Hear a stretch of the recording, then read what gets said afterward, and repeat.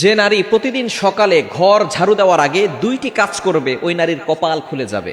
বর্তমানে আলহামদুলিল্লাহ নারীরা অনেকটা দিনের পথে চলে এসেছে, তারা এখন আলহামদুলিল্লাহ সঠিকভাবে চলার চেষ্টা করে, সঠিকভাবে চলার ট্রাই করে। আমরা বিশেষ করে সকালবেলা ঘুম থেকে ওঠার পরে ঘরটাকে ঝাড়ু দেওয়ার ট্রাই করি। ঘরটাকে ঝাড়ু দেয়, বিশেষ করে মা বোনেরা যারা আছেন ঘরটাকে পরিষ্কার পরিচ্ছন্ন রাখার জন্য ঘুম থেকে ওঠার পরেই ঘর ঝাড়ু দেয়। এই ঘর ঝাড়ু দেওয়ার আগে কিছু কাজ করতে হবে। দুইটি কাজ যদি নারীরা করতে পারে ওই নারীর কপাল খুলে যাবে। এক নাম্বার হচ্ছে ফজরের সালাত আদায় করা। ফজরের 2 রাকাত ফরজ নামাজ আছে না নাই? ফজরের নামাজ কয় রাকাত? মোট হচ্ছে 4 রাকাত, 2 রাকাত সুন্নত, 2 রাকাত ফরজ।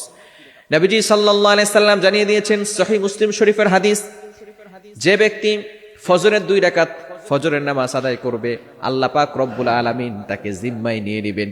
ওই ব্যক্তিকে দুনিয়ার কোনো শত্রু কোনো ক্ষতি করতে পারবে না। আল্লাহ পাক রব্বুল আলামিন নিজে পরের দিন ফজর পর্যন্ত তাকে হেফাজত করতে থাকবে। আল্লাহ পাক রব্বুল আলামিন তার জিম্মাদার হয়ে যাবেন। আমরা অনেকে সকালবেলা ঘুম থেকে উঠেই নামাজ না পড়ে ঘর ঝাড়ু দেই। ঘর ঝাড়ু দেন, তাতে কোনো আপত্তি নাই, পরিষ্কার পরিচ্ছন্ন থাকা ভালো। আত্মহুরু সাত্রুল ইমান, পবিত্রতা হচ্ছে ইমানের অঙ্গ। কেননা বিশেষ করে বাংলাদেশি মা বোনেরা যারা আছেন তারা সাংসারিক কাজে ঘুম থেকে উঠার পরেই ঘরটা ঝাড়ু দেয়। এই ঘর ঝাড়ু দেওয়ার আগে, যেহেতু ঘর ঝাড়ু দিলে অপবিত্র হয়ে যাওয়ার সম্ভাবনা আছে, সেহেতু আপনি ঘুম থেকে উঠার পরে ঘর ঝাড়ু দেওয়ার আগেই আপনি প্রথমে ফজরের সালাত আদায় করে নেবেন। কেননা ফজরের সালাত যদি আপনি আদায় করতে পারেন তাহলে কিন্তু অবশ্যই আপনি আল্লাহর জিম্মায় চলে যাবেন। দুনিয়ার কোনো শক্তি আপনাকে কোনো ক্ষতি করতে পারবে না। অনেক সময় মেয়েদের বিয়ে বন্ধ হয়ে যায়, এরকম হয় কি হয় না? বিয়ে হচ্ছে না, সবাই আসতেছে বারবার, কিন্তু কোনো কাজ হচ্ছে না, বিয়ে বন্ধ হয়ে যাচ্ছে। কি যে হচ্ছে কোনো কুল কিনারা খুঁজে পাওয়া যায় না। বিভিন্ন সময় ব্ল্যাক ম্যাজিক করা হয়ে থাকে। যদি কোনো ব্যক্তি ফজরের নামাজ পড়ে তাহলে আল্লাহ পাক রব্বুল আলামিনের জিম্মায় সে চলে যায়। তাকে কোনো ব্যক্তি জাদুটনা করে কোনো ক্ষতি করতে পারবে, কেননা এখন আল্লাহ পাক রব্বুল আলামিন তাকে জিম্মায় নিয়ে নিয়েছে। দ্বিতীয় নাম্বার আমল হচ্ছে কোরআনের তেলাওয়াত করা। সূরা ইয়াসিনের তেলাওয়াত করতে পারেন, সূরা রহমানের তেলাওয়াত করতে পারেন। সূরা ইয়াসিনের এতটা ফজিলত রয়েছে, যে ব্যক্তি প্রতিদিন সকালবেলা ফজরের নামাজের পরে সূরা ইয়াসিনের তেলাওয়াত করবে আল্লাহ পাক রব্বুল আলামিন তাকে সকল প্রকার অভাব এবং বিপদ থেকে হেফাজত করে দিবেন। ওই নারীর কোনো টেনশন থাকবে না যে নারী ঘরের ভিতরে কোরআন তেলাওয়াত করবে।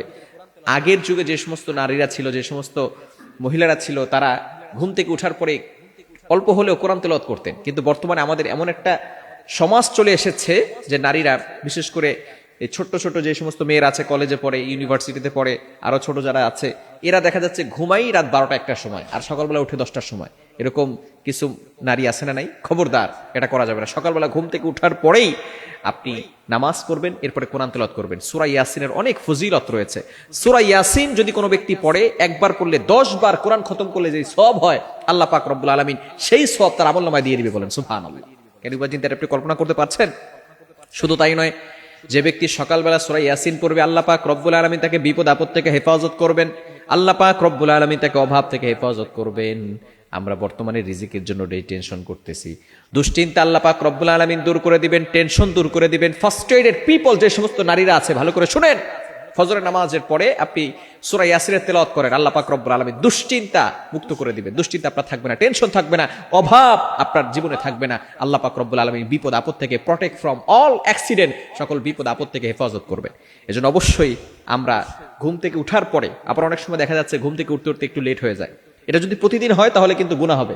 যদি মাঝে মধ্যে হয়, এই ধরেন মাসের ভিতরে অথবা বছরের ভিতরে একবার হলো আপনি ঘুম থেকে উঠতে পারেন নাই, তো এই ক্ষেত্রে আপনি প্রথমেই নামাজ পড়ে নেবেন, ওযু করে নামাজ পড়ে নেবেন। অনেকে মনে করে যেহেতু আমি নামাজ পড়তে পারি নাই, তো আমি একসাথে জোহরের নামাজ পড়ে ফেলি। না, এটা করবেন না। আপনি ওই সময় আপনি ওযু করে নামাজ পড়ে নেবেন, একটু কোরআন তেলাওয়াত করে নেবেন, তাহলে আল্লাহ পাক রব্বুল আলামিন আপনার দুশ্চিন্তা দূর করে দিবেন এবং আপনার কপাল খুলে যাবে। আল্লাহ পাক রব্বুল আলামিন আমাদের সকলকে এটা বোঝার তৌফিক দান করেন।